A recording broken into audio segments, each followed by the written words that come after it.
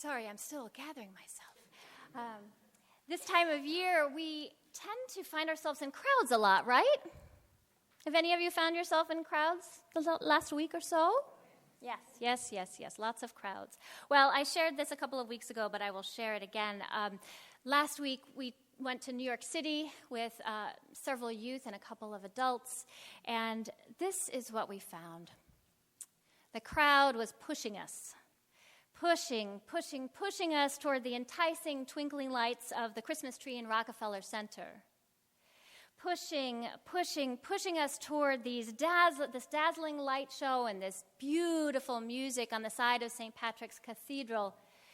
But there was no space. This pushing was all around us, and the crowd was just going one direction. And it was a little bit scary. It was so scary that I kept trying to keep myself calm because some adults and some of the teenagers were kind of snapping at me a little bit and saying, "Who planned this craziness?" And I'm thinking I did. But I didn't expect the crowds. I didn't expect so much pushing. And I was getting so caught up in this worry and this fear because I was trying to keep track of everybody, and I couldn't see everybody. So I was scared. And then I glanced to the edge of the street, and what I saw there was a man wrapped up in a sleeping bag, on the stoop, on the side. And something made me want to stop, but I had other things to do and other things to worry about, all these people to worry about. So I kept on. But something made me want to stop. But I didn't know what I would do anyway. And so the crowd pushed me on. Well, you'll be happy to know that all of us came back alive. My husband always says that if I bring all of the kids back alive, then we can call it a success. So I think it was a success. We only lost Denny. He was the only one who got lost. You can give him a hard time about that. But there is something about this crowd pushing experience that reminds me of how we so often live our lives. How often do we walk in the way of the crowd, the way of our culture, our family, the way we were taught? How often do we walk with the crowd and never stopping long enough to wonder if the way of the crowd is the way we want to be going? How often do we get pushed along with the crowd, striving more, working longer hours, pushing towards success and power and money, even though we deep down yearn to let go and simplify and spend more time with the people that we care about and maybe even serve more? How often are we walking along in that crowd and we get all caught up in the latest gossip and the latest trends and the latest news, and so we fail to notice the one who silently suffers? Or maybe we fail to notice the joy and the love and excitement of our child as we make Christmas cookies together. So in our scripture story this morning, we hear John the Baptist yelling out, "You brood of vipers." I don't really think it's fair that Sandra got to preach last week on "Prepare ye the way of the Lord." And this week I get "You brood of vipers." Yeah, there's no songs about brood of vipers, I don't think. Now, where I go with this is immediately I go to the vipers part, the snakes, and I sort of see myself trying to fend off 10,000 snakes like Harrison Ford in Raiders of the Lost Ark. But when I turn my attention away from the vipers and think about the brood, then it begins to make a little bit more sense to me. I start to understand that we are a brood, a group of familial people who have become comfortable with our own way of life, our own way of looking at things, our own way of doing things. We're like the crowd in John the Baptist's story. We're on autopilot, looking out for our own interests most of the time. So maybe we need to stop in our tracks. Maybe we need to slow down and look around. Maybe we need to get some new perspective. Maybe it's not just all about me and my ways and you and your ways and even our community and our community's ways. If John the Baptist were here today, I think he would say that. Stop, look around, turn around. With God, it's about everyone and every creature, every last one, every last atom of earth and sky and water. So, John the Baptist probably didn't really understand exactly who Jesus was or who Jesus was going to be, just like when we're expecting a child. We know we're having a child, but we're not quite sure what that child is going to look like, who that child is going to grow up to be. And maybe John the Baptist had that same kind of general idea about Jesus, but not 100% sure of how that was going to work out. But what John did understand was that Jesus was going to turn everything upside down. He knew that the community needed to widen its perspective. He knew the community needed to open more and more to compassion. He knew that the community needed to widen the circle. And he knew that not just individuals, but also institutions needed to become more just and more merciful. So all of this is so easy to say. In fact, I think most of us would say that we're all for widening the circle of God's hope, right? Yeah? Widen the circle. We'd all say that.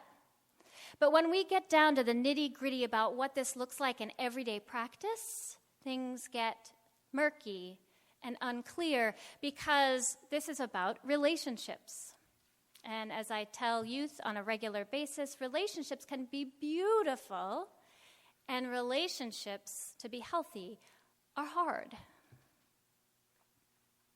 Imagine how difficult it might be for someone who has been homeless to swallow their pride to talk about their experience. And imagine how difficult it might be for someone who has been more privileged to reserve judgment and listen deeply. Imagine how scary it might be for the aging grandmother to set aside her homophobic upbringing and embrace her grandchild's sexual identity. And imagine how painful it might be for that grandchild not knowing for sure if her grandparent will love unconditionally. Imagine the courage it takes for a young person to speak up about the sexual abuse they've endured at the hands of a family member. And imagine how, as a parent, how painful that might be to hear. These Christ moments, these moments when we really share, we really see each other, we really hear each other, we step outside of our ego, we step away from our preconceived notions, these are Christ moments. These moments when we see that we are all the same, we are made of the same stuff, we all have the same vulnerabilities, and we all have the same power. Now that is Jesus. Jesus was vulnerable, and Jesus was empowered. And so when we have these moments together in relationship, when new things can start to happen, those are Christ moments. And imagine the more and more Christ moments we have, how our heart and our mind expands and the circle expands and widens. And imagine the community that comes about when that happens on a regular basis. So last weekend, as part of one of our small groups, went out to a church in Brooklyn. And amazingly, we made it there because usually the kids say, don't follow Dawn, because if she says turn right, you're supposed to turn left. But we did make it, and what we found at this site was this leader, an African-American woman who was just a lovely person. And she shared with us that the church we were in, there was a main church, and then there was a chapel building that we were in. And she mentioned that back in the 1800s, the church was a predominantly white church. And at that time, there were still members of that church who had slaves. And so one of the benefactors, one of the women of the church, decided that there should be a separate chapel for the children of the slaves. This just, blew my mind. It blew the minds of the kids that were with us on the trip. And then she said, and so what's so interesting now, though, is that the church has now come around, and it's a predominantly African-American church now. So it's just seen all of this change. So I asked her, I said, it's hard. We're part of a church in a suburb, and we are predominantly white. And we would love to have a relationship with an urban church that maybe isn't predominantly white. But how do we do that? How do we do that in a meaningful, sustaining way? And she looked me straight in the eye, and she said, "Oh, that's going to be hard. That's going to be tough. And you're going to have to stick with it. And you're going to have to take some risk. You're going to have to do that because it's so important to do that. But it's going to be really uncomfortable for a while. And then you're going to get to know the people, and they're going to get to know you, and it's going to be beautiful. But it's just, you gotta start." I think she's right. So preparing the way for Jesus and preparing the community for change, it takes us to the edges, the very edges of the crowd. It takes us to the edges of our lives. Only there on the edges can we get some perspective, some different perspective, some understanding of what's really happening. This Jesus, yes, came as a baby, but this Jesus is not just a nice, meek, mild baby. As some of our music this morning proclaims, this is a child who fights with tears and wins the field. Wow, there is both power and vulnerability there. This is a child whose naked, vulnerable self stands for a shield. We are preparing for one who changes lives through babies' cries and weeping eyes, through cold and need, through feeble flesh. We are preparing for one who will surprise the enemy with joy and peace. I don't know if too much of that is happening out there in the world right now. So preparing the community for change, preparing ourselves, it challenges us to be honest and vulnerable. It asks us to take risks, even though we are so full of fear. And it asks us to trust in the Spirit, and that the Spirit will lead us into whatever this new thing is, even though we don't know where we're going. So the Vaux Church community in London is a church that experiments with new forms of worship. And about 10 years ago, they composed a poem called The Great Reversal that gives us beautiful images of the crowd and Jesus. Walking with the crowds, carried along by the pressing forward, each one eager to get ahead, but each one starting the same, born as a baby, and from then on struggling towards meaning, power, and influence. Be someone, be remembered, make a big impression. But walking the other way, pick out a route against the crowds, a solitary figure passes me, passes all of us, a quiet chaos in the crowd.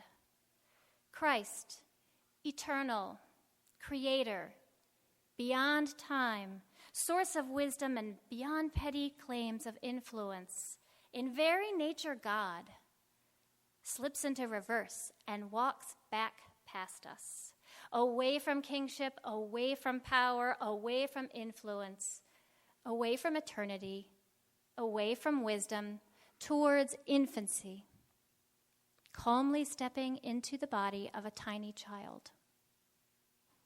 And even as this baby grows, figuring out how to control the body he himself designed, he still walks the other way, realizing that life cannot be found in the struggle for permanence, but in giving it up. The great reversal subverts me. Tired of pressing forward, I realize I need to turn, for what I have been searching for has just walked past me the other way. So this week I found myself in a crowd of a different sort. It was a crowd mostly made up of Granby residents, but with a smattering of people from other towns.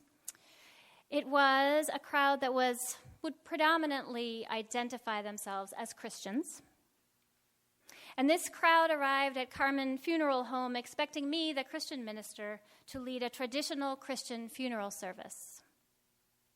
What they experienced instead was a service that honored the deceased's spiritual journey, which was rooted in Christianity, but which had turned towards Buddhism in the last 10 years of her life.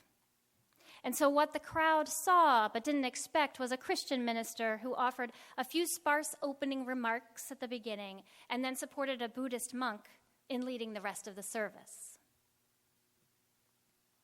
So I admit, when Bogak, the Buddhist monk, and I were putting the service together, it felt a little uncomfortable. My ego was like, wait, you need to be doing more of this service. And my identity as a Christian kept saying, we got to make sure that we get some Christian stuff in here too. But that wasn't the best way to honor this person's life. And so, when the crowd gathered on Thursday morning, they saw two people of faith, one in Buddhist robes, one in Christian vestments, coming together to celebrate this precious life. It was, for me, a Christ moment. Me ringing the Buddhist bell, he holding my hand as I led the Lord's Prayer. We were out at the edge of the crowd, and there from that edge, with a deep sense of joy and peace in my heart, I swear I could see Jesus leading us in the way towards a more whole, more just, more compassionate world.